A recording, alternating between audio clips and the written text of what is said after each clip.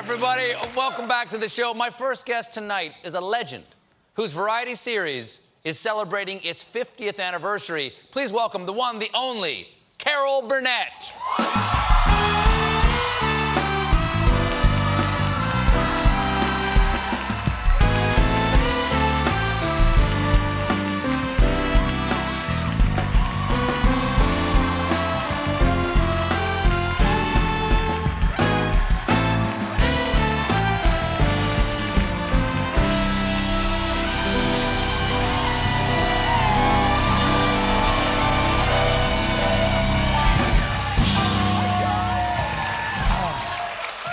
It's so nice to see you again. Thanks for coming back. Hi, thank you for having me back. Now, kiddo, if I can call you that. Oh, sure, yeah, Now, please. kiddo, you're a legend now. Everybody loves you. People leap to their feet when you walk into the theater. But is this true? Your first job in New York, you were a hat check girl. Yes, I was.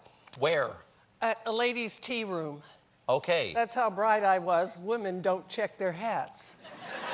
Wow, no one checks their hat anymore. They don't wear No one wears a hat. Was that the long green there? If you could get something. It was called Susan Palmer's Tea Room, but they had an oyster bar downstairs that the men would go to.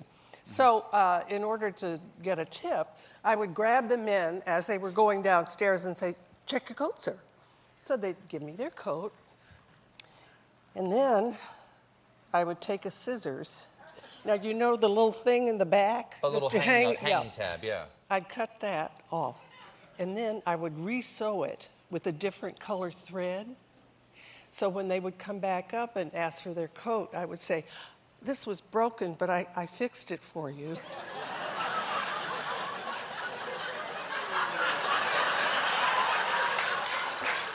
And then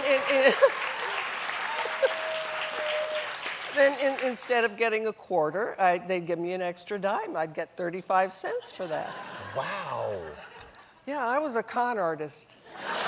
You're a grifter. That I was. And a dancer, because you've seen this photo? Oh, my. We dug up here, is that you are no stranger to this theater. No. Now, we talked about this last time we were here, but I hadn't seen any of the Yeah, photos. yeah. You worked on the old Gary Moore That's show, which was right. shot in this theater at the same time as the Ed Sullivan show. On this stage. On this very stage back in the 1950s.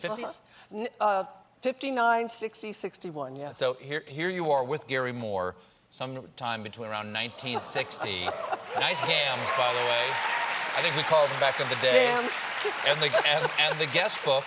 Now, at the same time, you were like making your break on Broadway in Once Upon a Mattress, right? I doubled. At the same time, so you were doing this. This was your day job. That was my day job, and then I did Once Upon a Mattress 8 times a week off Broadway. Well, how do you do that? You must have just absolutely wiped you out. I was young. I was very young, and I was very hungry, and so I had both jobs, and then, but I never had a day off. And so in Once Upon a Mattress, it's a story of the Princess and the Pea, and so the princess is supposed to, towards the end of the show, get on top of 20 mattresses and not be able to sleep. So that's the whole bit. One matinee, I fell asleep. In front of the audience. I put people to sleep, but I fell asleep. Well, that's not easy to do, to fall asleep on stage. Exactly. I was exhausted. And so all I remember is the stage manager in the wings going, Carol, Carol, Carol, wake up. And I jumped up like that. It's a wonder I didn't fall off the mattresses.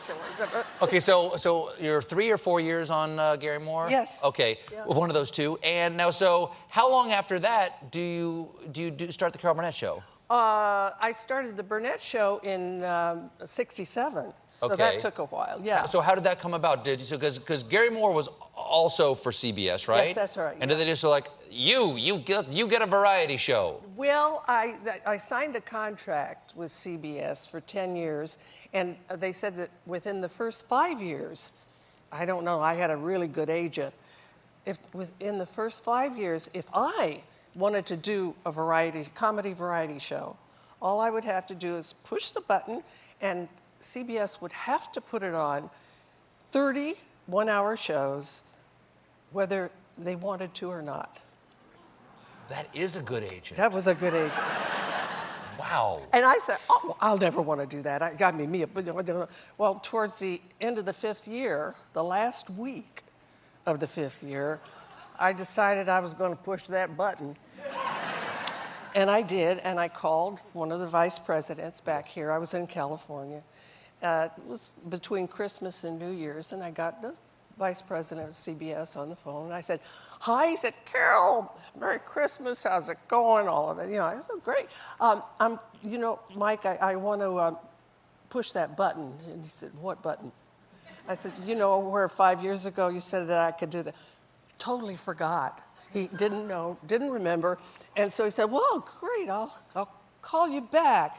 So I'm sure he got a lot of lawyers out of the Christmas parties that night, Called me back the next day and he said, yeah, well, I see that, but Carol, comedy, variety, television, it's a man's game. Wow. And he said, it's not for you gals, it's Dean Martin, it's Milton Berle, Sid Caesar, Jackie Gleason. He said, we've got this great sitcom we'd love you to do called Here's Agnes. I hear good things. I hear very good things about that one. I should have taken that. That boat got away from you. So I said, no, I don't want to be Agnes every week. So they had to put us on the air. Wow.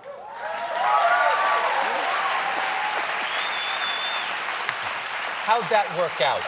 How'd that work out? I still kind of wonder if I should have done Agnes. Well, I don't because you're the greatest variety comedian of all time. Oh. It's the greatest variety show ever made. Look at the characters. Look at all these characters. And this is just a handful of the characters you inhabited on the show. Was there anything of all the things you did over the years, was there anything that CBS, which is a fairly conservative organization, did everything they said, no, you can't do that. You can't do that sketch. Or you can't do that line or something like that? In 11 years, the network only talked to me about one thing. We were doing censors, right? So, Sure. Yeah. Standards and practices. Standards and practices. We were doing a sketch where I was a nudist. No, not like that. I mean, there's enough violence in the world without me flashing. But anyway, I was standing behind a fence. Sure. And Very it tasteful. said, keep out. And I was leaning over the fence, and my shoulders were bare and bare legs with high-top sneakers on. And Harvey Korman was interviewing me voiceover. And it was just a bunch of jokes about a nudist colony. So he said, one of the jokes was, he said, so what do you nudists do for recreation? And my line was, well, we have dances every Saturday night. Well, how do you nudists dance? And my line was, very carefully. Well, for some reason, they thought that was risque. That was too dirty? It was too dirty. They said, you have to come up with another line. This is what they bought. So what do you nudists do for recreation? We have dances every Saturday night. How do you nudists dance? Cheek to cheek.